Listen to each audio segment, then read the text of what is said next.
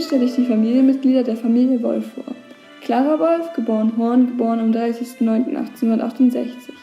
Ihr Ehemann Simon Levi Wolf, geboren am 12.12.1858.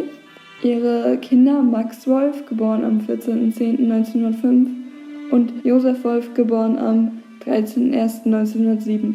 Auch zur Familie gehörte Frieda Clara Wolf, geboren Rosenthal.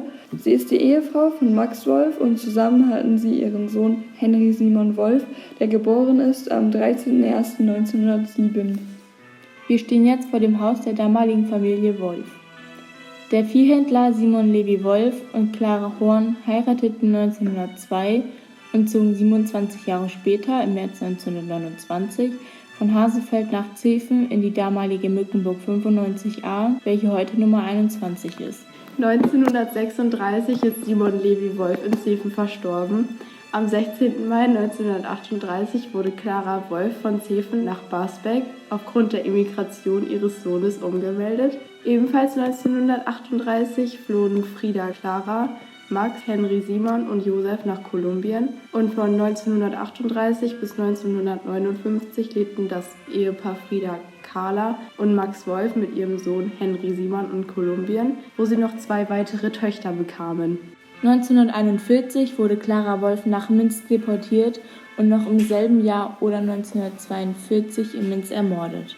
1959 kehrte Max Wolf mit seiner Familie nach Zeven zurück und 1971 kehrte Josef Wolf ebenfalls aus Kolumbien nach Zeven zurück. Hier an dieser Stelle wohnte Erich Neugarten, der 1901 in Mengenende geboren wurde mit seiner Frau und seinen 2 Kindern Susi Renate Neugarten, geboren 1931, und Joachim Neugarten, geboren um 1932 zusammen. Erich Neugarten begann im Mengenende seine Ausbildung zum Viehhändler und zog dann mit seinem Bruder nach Zeven. Dort lernte er das Schlachthandwerk und stieg in das Viehhandelsgeschäft seines Bruders mit ein.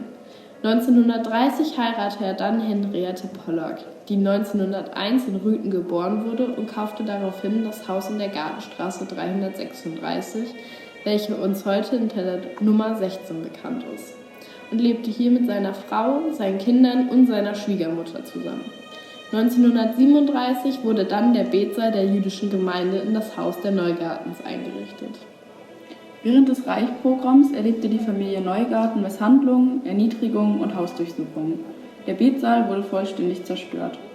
Erich Neugarten wurde mit anderen jüdischen Männern aus Zeven 1939 ins Konzentrationslager Sachsenhausen deportiert. Nachdem er nach 4 Wochen wieder entlassen worden ist, kehrte er nach Zeven zurück. Er setzte alle Hebel in Bewegung, um möglichst bald auszuwandern. Zunächst ging er mit seiner Familie nach Bremen. Dort musste er bis zu seiner Ausreise am 23. August 1939 auf einem jüdischen Friedhof Zwangsarbeit leisten. Dank seines Schwagers Adolf Pollock, der ihm Geld vorstreckte, konnte Erich mit seiner Familie noch rechtzeitig in die USA auswandern.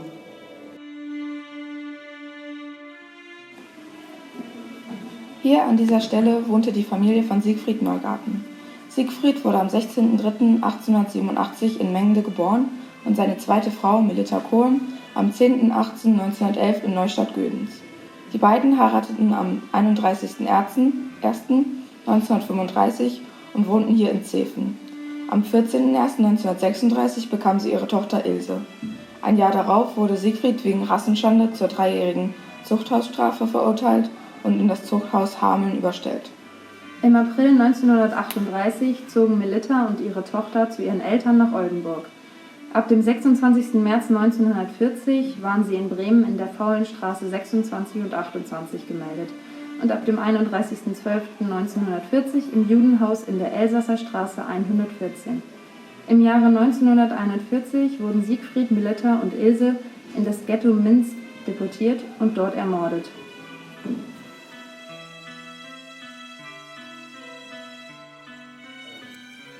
Betty Pape wurde am 31.05.1895 geboren und ihre Schwester Anna Pape am 31.01.1905. Am 30.06.1906 wurde Betty Pape zum ersten Mal in die Rothenburger Anstalten aufgenommen und dort ihr eine Geistesschwäche mittleren Grades diagnostiziert. Am 28.06.1907, also ein Jahr später, konnte sie zu ihrer Familie zurückkehren. Am 11.08.1933 wurden beide Frauen in die Rotenburger Anstalten aufgenommen. 5.08.1941. Verlegung nach Wallmünster, wo zwischen 1937 und 1945 Tausende psychisch kranke oder behinderte Menschen umgebracht wurden. Sie starben an den Folgen des Entzugs von Nahrung und Pflege, sowie einer überdosierten Verabreichung von Medikamenten. Anna Pape starb am 15.11.1941. Betty Pape starb am 1.4.1942.